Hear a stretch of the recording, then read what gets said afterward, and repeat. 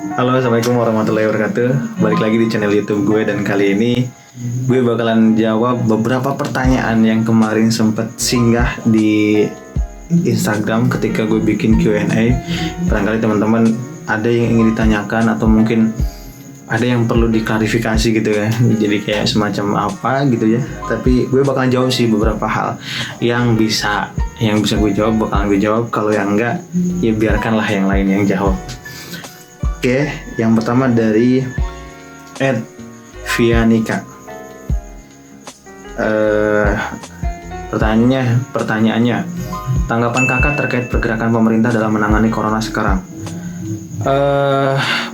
Mungkin kalau dikatakan telat, gimana ya gue jawabnya ya. Tapi mungkin pemerintah sekarang lagi progres juga, ada beberapa progresnya, termasuk mungkin gue baca update terbaru itu pemerintah sedang menyiapkan untuk adanya tes massal, kemudian disupport sama obat juga, karena kita tahu nih perkembangan ketika kemarin di global itu seperti apa, dan yang perlu kita contoh adalah kesiapan dari Korea Selatan sih, yang bisa meredam dan membuat grafiknya itu menjadi landai kan. Jadi karena akhirnya Korea Selatan itu kalau nggak salah dalam 7 minggu dia bisa membuat atau mengetes warganya itu sekitar 300.000, dan ada yang terkena virus itu sekitar 8.000 dan bisa diisolasi. Nah, itu meminimalisir tersebarnya virus corona lebih jauh lagi nih. Kalau pemerintah saat ini ya gue juga dukung sih pemerintah untuk segera memberikan akses atau segera deh dites terbuka, karena memang gue yakin juga ketika nanti dites secara massal akhirnya banyak juga nih yang terkena, dan kita juga harus jangan kaget juga nih ketika nanti mungkin banyak lonjakan yang sangat signifikan ketika nanti dites massal. Dan ya memang perlu sih, dan saat ini mungkin kita juga harus bisa save masing-masing lah ya, dengan mengisolasi diri masing-masing di rumah, atau lu ketika nggak penting-penting banget nggak usah keluar lah, stay aja di rumah. Yang kedua dari dari Restu DFSL. Mas kan bentar lagi wisuda ya, amin. Usahanya gimana yang di sini? Mau bolak-balik apa mau tetap di sini? Usaha insya Allah masih tetap jalan, tetap nanti ada yang ngelola, jadi ada yang memanajemen teman-teman di sini. Dan gue juga kayaknya nggak bakal langsung pulang juga ke Majenang, jadi atau ke daerah lah, nggak bakalan pulang dulu. Kayaknya tetap nyari pembelajaran dulu, nyari pengalaman dulu. Kalau nggak di Semarang ya mungkin gue ngerantau kemana deh ya. Yang penting kalau usaha tetap jalan, karena di rumah juga atau di daerah juga ada usaha. Doain aja ya, semoga sukses. Dan kalau di Semarang ya itu tadi tetap jalan, nanti dijalanin sama teman-teman. Kemudian dari Amel Yaumi, ini kayaknya ada tingkat ya di SMP di SMA, jadi ya oke. Amel, gue jawab nih pertanyaan lu. Pertanyaannya, bagaimana caranya agar kita bisa mengikhlaskan sesuatu yang ditakdirkan bukan untuk kita? Ini pertanyaannya kayaknya pertanyaan kajian ya. Jadi nggak apa-apa, gue coba jawab dengan sebisa gue. Bagaimana caranya agar kita bisa mengikhlaskan sesuatu yang ditakdirkan bukan untuk kita? Caranya ya lo belajar bersyukur dengan apa yang saat ini lo miliki, karena nggak semuanya yang lo inginkan itu baik menurut Allah atau menurut Tuhan. Jadi nggak semuanya yang kita inginkan tuh iya baik, kemudian yang kita seolah-olah nolak kemudian itu juga jelek buat kita, nggak semuanya juga. Jadi kuncinya adalah perbanyak rasa syukur, dan insya Allah lah lu bakalan lebih bahagia lagi ketika mungkin yang lu inginkan tuh nggak lu dapatkan gitu loh. Jadi intinya lu tetap bersyukur dengan apa yang saat ini lu miliki, karena banyak orang yang di luar sana itu yang menginginkan posisi lu saat ini. Misalkan lu kuliah, banyak kok di luar sana tuh yang menginginkan kuliah, ya lu bersyukur aja bisa kuliah, kemudian lu juga support dengan beberapa aktivitas yang relate dengan kehidupan, kemudian bisa berefek pada lingkungan. Dan itu menurut gue sih something yang menunjukkan rasa syukur kita terhadap apa yang saat ini kita miliki. Kemudian dari Fania Indi, Ini kayaknya duta genre yang kemarin kepilih jadi genre Jawa Tengah. Jadi lu kalau nggak mau tanya nggak usah ngetik di Q&A-nya. Kan lu ngetik di sini tanya apa ya apa yang ingin lu tanyain gue jawab. Tapi kalau ini kan nggak ada pertanyaannya, tapi oke lah, lewat ya. Lanjut dari Henny Listiani. Kesibukan saat ini ya gini-gini aja. Ya bikin konten, kemudian usaha, kemudian skripsian, organisasi masih beberapa, kemudian aktif di social movement juga. Ya masih gini-gini aja deh. Beberapa kali ngisi kayak biar kelihatan kayak orang sibuk aja gitu, ngisi-ngisi biar kelihatan ada kegiatan dan sebagainya. Tapi ya nyari duit masih dan sebagainya lah. Masih kayak gini kan. Kayak gini aja lah. Lanjut dari imamnya kamu. Siap, imamnya kamu. Ini kamu udah punya makmum belum? Namanya @imamnya kamu. Pertanyaannya, burung hantu kalau meninggal disebutnya burung apa mas? Burung hantu kuadrat atau apa? Ya lu tanya ke burung hantunya. Lu kalau mau meninggal kolega lu tuh dinamain apa jadinya? Apakah burung hantu yang keluar lagi akte lahirnya atau gimana? Ini pertanyaan filosofis banget ya. Kayaknya lu cocok jadi filsuf deh. Tapi gue nggak bisa jawab yang itu. Oke, pertanyaannya keren. Lanjut dari Daning Tias. Daning Tias. Mas Saiful punya pacar enggak? Kalau enggak beri alasan. Siap. Daning Tias. Gue enggak punya pacar. Gue terakhir pacaran kelas 3 SMA awal, jadi udah sekitar 5 tahunan lebih gue nggak pacaran. Dan gue juga kayaknya lupa pacaran tuh kayak gimana gitu. Jadi gue jujur ya, mungkin penasaran ya, Mas Ibu punya mantan gak sih? Punya. Gue punya 4 mantan dan semuanya udah menikah, udah punya anak juga. Dan gue deket sama mantan gue juga karena mereka ada yang nikahnya sama temen gue juga, ada yang ya gue menjaga silaturahmi aja lah. Ya itu ya. Jadi gue udah nggak pacaran lagi, udah 5 tahun lebih nggak pacaran. Dan kenapa alasannya? Ya karena memang udah nggak mau lagi pacaran, nggak mau. Jadi pun nanti ketika gue ada yang seret, ketika kita punya satu visi misi yang sama, ya kenapa nggak kita jalanin aja bina rumah tangga. Iya, bukan lagi pacar tapi di bawah mahligai rumah tangga. Wis, romantisnya. Lanjut dari Irawan 170101. Wis, gile, nama apa akun lu kayak akunnya siapa gitu, Guru Sableng atau apalah. Pertanyaannya, cara menumbuhkan semangat berorganisasi kepada orang lain kak? Caranya lu harus semangat lebih dulu, respect terhadap diri lu dulu sebelum respect juga terhadap orang lain.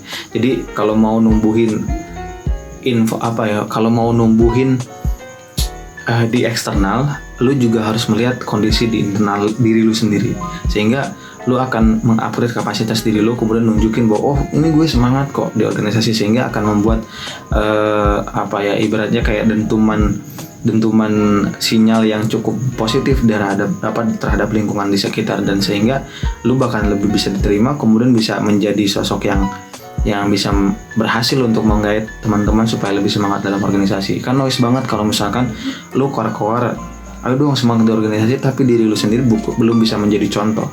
Jadi diawali dari diri lu, kemudian baru kita bisa membuat pengaruh yang cukup signifikan lah di lingkungan, di circle kita. Itu yang paling penting sih. Jadi caranya tumbuhin semangat dari diri lu dulu sebelum kita berbicara tentang unsur eksternalnya, tapi bagaimana kita bangun unsur internalnya. Kemudian dari Aprilia Wulan SR, Bulan Sari mungkin ya ini ya. Pertanyaannya, pernah ngalamin stuck bisnis kak? Apa strategi yang bisa membangkitkan menurut kakak Saiful? Gue pernah kok. Bukan hanya stuck sih, gue udah apa ya, udah ngalamin ya, gue ditipu, kehilangan modal berapa, kemudian rugi, terus apa lagi ya, pernah punya usaha nggak, profitnya tuh nggak sesuai dengan ekspektasi, kemudian ya manajemen amburadul, orang-orang yang gue ajak juga nggak bisa berkembang bareng dan sebagainya. Pernah kok stuck bisnis, pernah.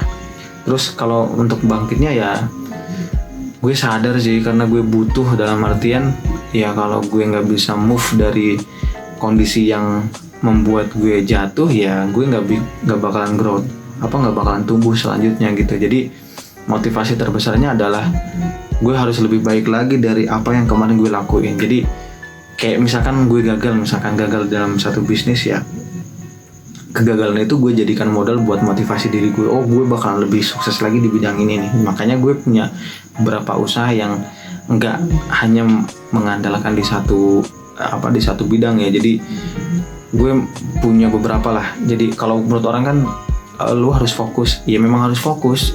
Fokus gue adalah di bisnis. Nah, bisnis gue tapi bercabang tuh. Nah, sehingga kita berbicara tentang bisa nih, dari sini bisa ada income, dari sini bisa ada income. Pernah kok ngalamin stuck.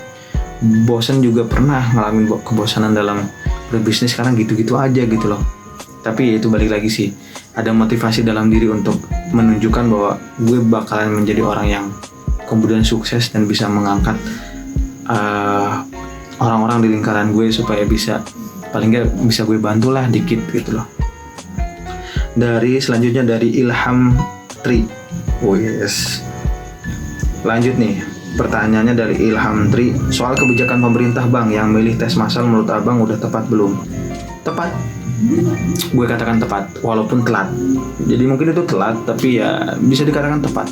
Dan jangan kaget, tadi gue di awal bilang ya, jangan kaget ketika nanti kita ada tes massal nih, kemudian ada lonjakan yang cukup signifikan perihal penderita atau yang positif terkena virus corona. Karena logisnya adalah ketika kemarin mungkin dites masih sedikit, ya kan, kemarin kan masih sedikit nih.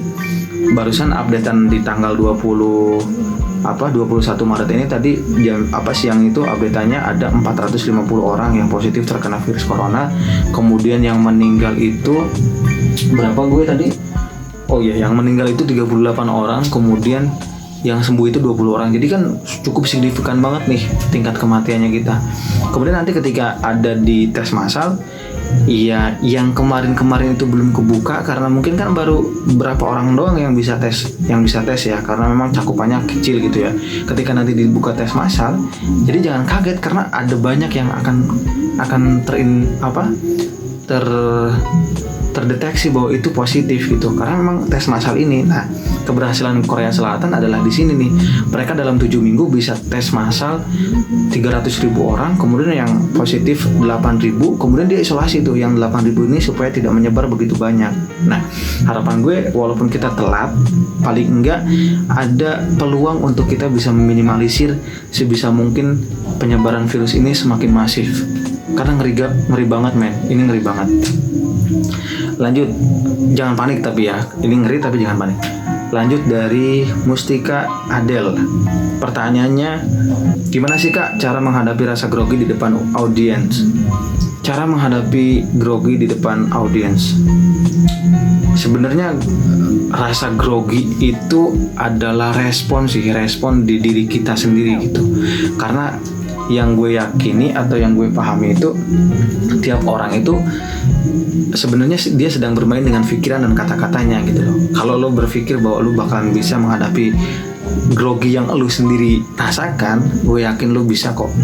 Dan salah satu caranya ya lo juga harus memperbanyak jam terbang, dalam artian lo juga berlatih untuk bisa menguasai panggung ketika ngobrol di depan umum, atau mungkin ketika lo berdiskusi di kelas, lo coba untuk lebih bisa menunjukkan bahwa lu siap dan sebagainya, dan menghilangkan rasa grogi itu nggak tiba-tiba langsung hilang. Gue juga kalau misalkan ngisi di beberapa tempat, terutama kalau misalkan itu pejabat-pejabat yang notabene tinggi-tinggi gitu ya, gue belum lulus, gue masih S1 juga belum lulus, ya gue harus bisa mengondisikan bahwa gue bisa. Gue selalu mantok gue selalu punya prinsip lah, mereka kan nggak kenal sama gue gitu, ya ngapain gue grogi, yang penting gue bisa nunjukin secara maksimal. Bahkan ketika orasi misalkan, gila kan ribuan orang misalkan, ya kalau lo grogi akhirnya lo nggak bakalan punya kesempatan buat menunjukkan bahwa oh ini gue bisa kok tanpa rasa grogi gitu. Nah, kalau menghilangkan rasa grogi sih itu sih caranya, mungkin menurut gue paling enggak lo berlatih, kemudian perluas jam terbang, kemudian penguasaan materi dan sebagainya, termasuk audiens kayak gimana itu dikuasai. Kemudian jangan sampai lo memberikan respon ketika di dalam suatu ruangan atau ketika dalam forum itu responnya berlebihan sehingga membuat lo grogi gitu loh. Jadi yang bisa mengendalikan itu adalah diri lo sendiri. Jadi gue yakin sih kita itu sedang bermain dengan pikiran dan kata-kata. Yang bisa mengendalikan kita bisa melawan grogi itu, rasa grogi itu ya diri kita sendiri. Kalau dari luar kan semacam informasi aja nih buat kita. Yang sebetulnya bisa mengondisikan itu kan diri kita sendiri. Lanjut ya, dari Batari _Laskarwati. Ini pertanyaannya berat banget juga sih, dan gue respect sama Mbak Batari ya. Alasan kuat kenapa masih semangat? Alasan kuat kenapa masih semangat karena sampai detik ini Allah masih memberikan nafas sama gue.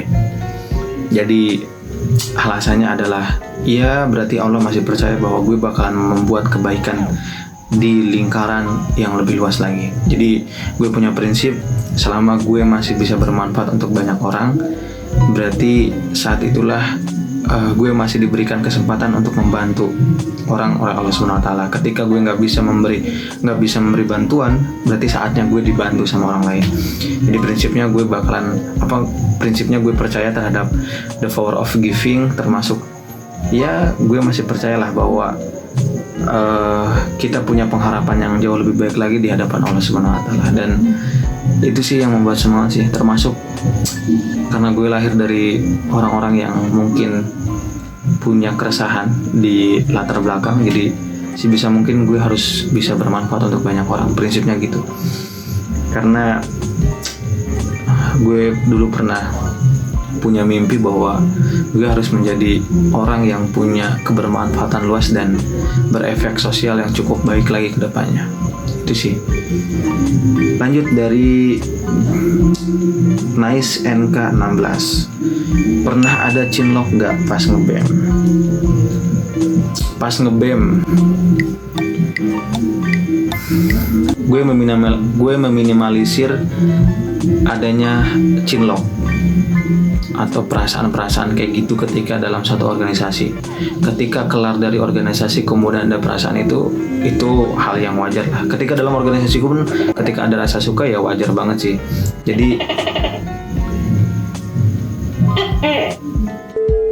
Jadi ketika dalam organisasi pun kemudian kalian punya perasaan atau gue punya perasaan ya wajar banget kan, ya, namanya manusiawi gitu kan, dan itu alamiah banget. Cuma gue meminimalisir adanya cinlok, kemudian adanya perasaan-perasaan itu yang membuat nanti hubungan di dalam organisasi itu nggak berjalan sehat gitu. Dan kalau misalkan setelah itu kemudian ada ada perasaan suka atau seperti apa, itu bukan lagi domain gue. Walaupun gue juga sama ketika di organisasi, gue nggak akhirnya mengurusi hal-hal yang bersifat personal, itu kan hak masing-masing gitu kan. Yang lu tanyain pernah ada cinlok nggak pas ngebem, gue meminimalisir adanya perasaan atau cinlok kayak gitu. Dan sampai detik ini selama gue di organisasi, ketika jadi ketua himpunan, ketua BEM fakultas atau jadi presiden mahasiswa, alhamdulillah tuh bisa ngejaga kayak gitu supaya dalam organisasi itu nggak ada cinlok dalam sebuah organisasi ketika satu kepengurusan itu sih ya. Lanjut dari Muhammad Abdul Basit. Piacu sehat cu. Ahlinya bacot nih. Pul, gue ganteng gak? Lu lebih ganteng dari Fatur bro. Gila, lu lebih ganteng. Buktinya lu dicariin sama Intel. Gimana Leha? Aman Leha? Lu ganteng Bas. Gue aja kalau jadi perempuan, Mas Abbas nikahin aku dong gitu. Aduh, meleleh gue sama lu Bas. Terus lanjutnya dari Anissa Ardiana. Pertanyaannya, pendapat Mas jika ada orang yang ikut dalam organisasi tapi dia itu selalu insecure dalam kemampuannya sendiri itu? Pendapat gue wajar. Karena di organisasi itu nggak semua orang dalam artian ketika masuk ke organisasi itu nggak semuanya orang itu udah matang. Banyak orang yang masuk ke organisasi itu karena ingin mematangkan kemampuannya atau ingin belajar matang dalam soft skillnya. Jadi wajar banget kalau misalkan sampai di organisasi mungkin nanti ketemu sama orang-orang yang ketika udah di organisasi kok masih insecure dan sebagainya. Wajar banget kok. Nah, tugasnya kalian untuk membuat lingkaran di organisasi itu tumbuh bareng-bareng, tumbuh tanpa mengecilkan gitu loh. Nah, tugasnya juga seorang leader untuk mengajak anggotanya menjadi leader-leader selanjutnya. Jadi tumbuhkan kepercayaan dan respect, beri penghargaan ke mereka bagaimana caranya mereka bisa diterima sama publik dan sebagainya. Nah, filosofisnya gini sih, kalau di organisasi itu banyak orang-orang yang berbeda, ya wajar karena memang konsepnya adalah organisasi itu lahir dari banyak organ yang dia punya latar belakang dan keunikan masing-masing, sehingga ketika dalam sebuah organisasi dikumpulkan ya akan banyak, ada mungkin yang udah percaya dirinya tinggi tapi ada juga yang masih insecure, bahkan mungkin ada yang juga dia masih belajar untuk bisa komunikasi sama banyak orang gitu loh, seperti apa komunikasi sama ini itu wajar banget gitu. Nah, tugasnya kita dalam sebuah organisasi itu untuk tumbuh bareng-bareng tanpa mengecilkan. Nah, itu tugasnya juga sebagai seorang leader, bagaimana lu bisa masuk dan bisa mengajak untuk membuat mekanisme tarik-menarik, lalu mengajak untuk anggota lu bisa jauh lebih baik lagi, kemudian lu juga tumbuh dengan sendirinya nih nanti. Oke, gitu ya. Lanjut dari M. Rizal Hidayat. Ini anak Yulit kayaknya nih ya. Jadi kalau Yulit itu teman-teman, Yulit itu adalah beasiswa juga dari Dompet Duafa yang dia sebenarnya platformnya adalah untuk menyiapkan kader-kader pemimpin di dalam internal kampus. Jadi yang leader gitu loh. Yang leader ini disiapkan untuk teman-teman yang punya amanah nanti prospek di dalam kampus. Pertanyaannya dari M. Rizal Hidayat, apakah PM Yulit 1 berhak melihat uji publik calon PM Bank Indonesia? Kalian dibolehkan, karena namanya juga uji publik kok. Kalian boleh banget untuk nonton atau untuk menyaksikan uji publik yang teman-teman Bakti Nusa 1, calon-calon Bakti Nusa 1 kayak gimana. Gue juga dulu pernah kok. Kalau mekanismenya nggak dirubah, gue yakin lu juga kayaknya diajak deh sama calon Bakti Nusa itu. Karena gue juga dulu kan bawa berapa masa sih untuk menjadi tim penyemangat kita itu 10 atau berapa orang gitu, satu orang calon. Jadi kita disaksiin sama banyak orang tuh ketika uji publik, dan itu membuat tantangannya itu tuh semakin nyata gitu, dan keren banget sih ya. Jadi lu berhak atau boleh banget kok nonton ketika nanti ada uji publik Bakti Nusa ya. Dan gue yakin kalaupun lu mungkin lu juga akan diajak sih, gue yakin sih itu. Lanjut, Jody Rahmanto, ini wakil presidennya UNJ 2019 ya Jod. Jadi ini yang tanya keren-keren juga nih. Si Abbas itu dari Ketua BEM UNJ Universitas Negeri Jakarta. Kalau si Jody Rahmanto ini wakil presidennya UNJ. Inceran lu siapa cuy? Inceran lu?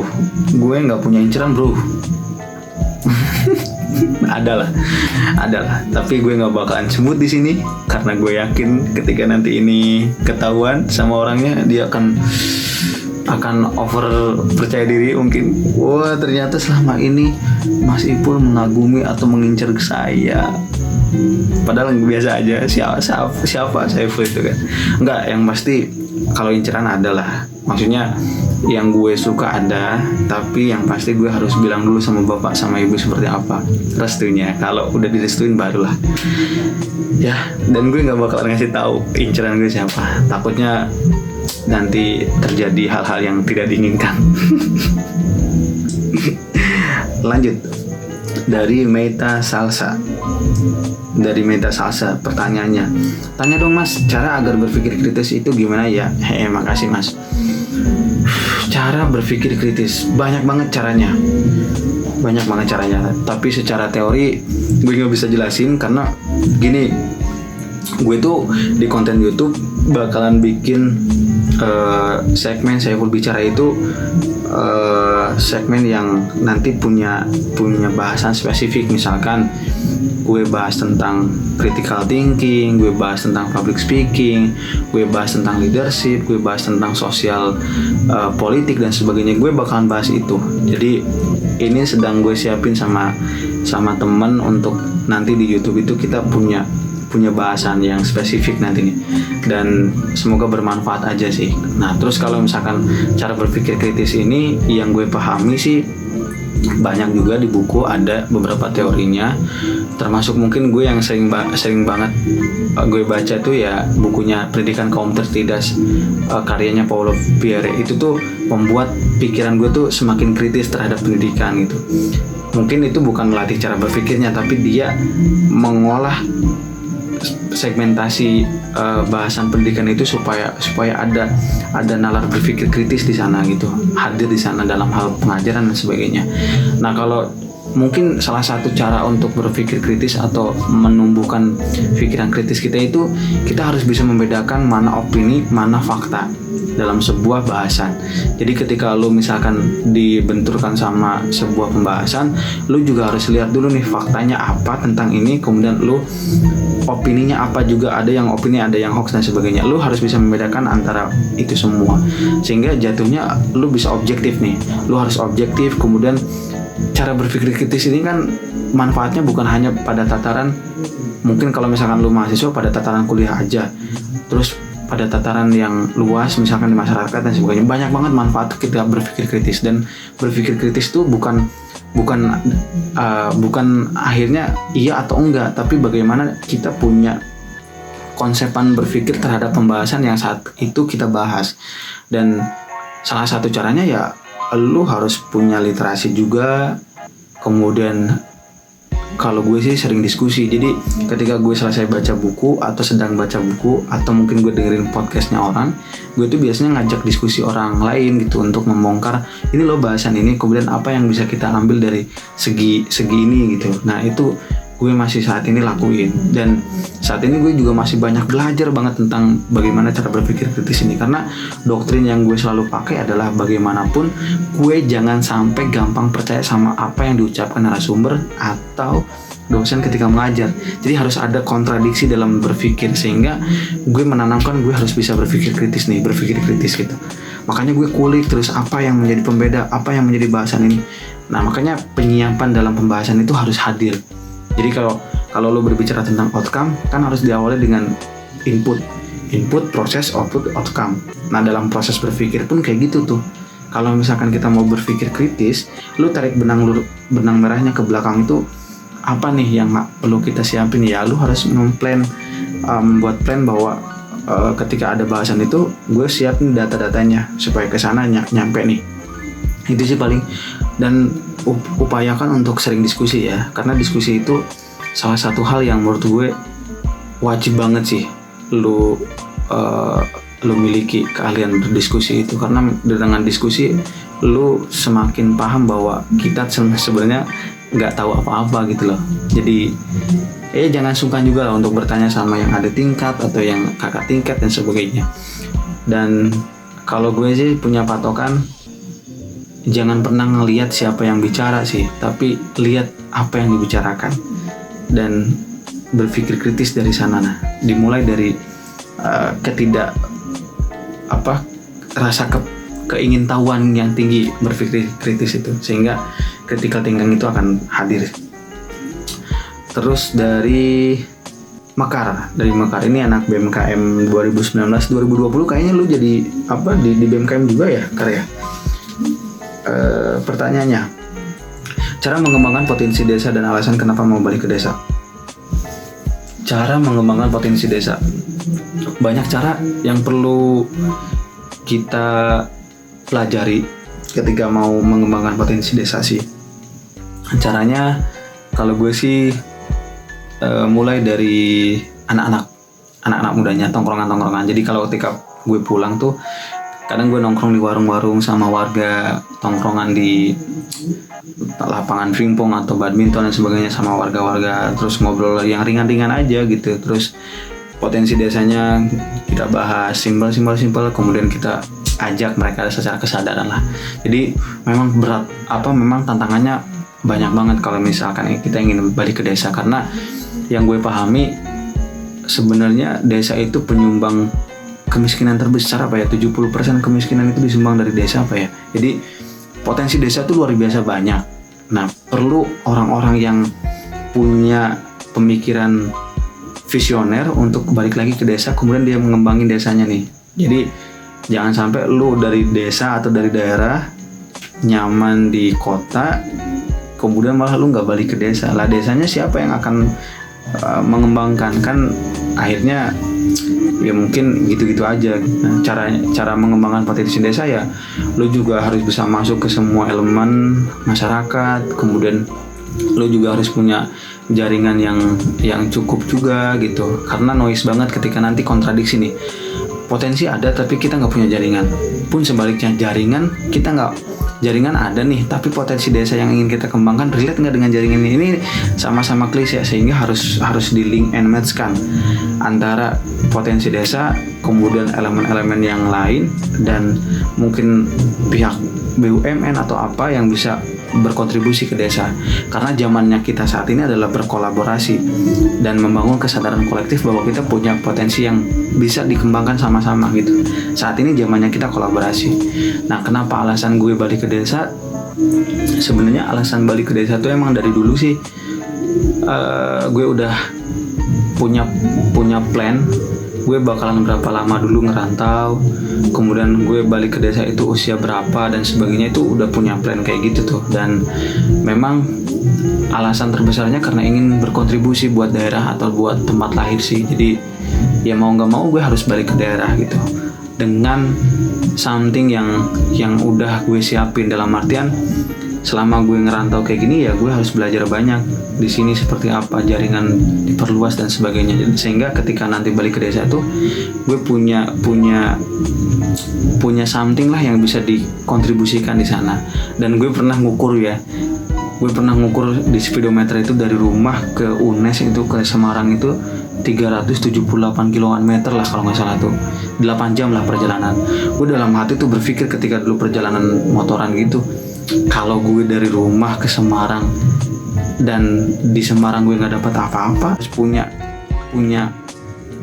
sesuatu lah yang bisa gue tularin. Paling nggak dikit yang gue punya itu harus ditularin sama teman-teman di daerah, sehingga bisa ngebangun daerah dengan versi gue. Dan salah satunya kemarin gue bikin channel YouTube ini, salah satunya juga buat angkat potensi-potensi daerah. Dan kemarin gue pernah nge-review atau membuat segmen di Singgah itu tentang salah satu destinasi di daerah atau di desa gue itu tentang Curug yang saat ini kita sedang prospek untuk menjadi destinasi wisata. Karena gue juga masuk ke kelompok sadar wisata di desa itu.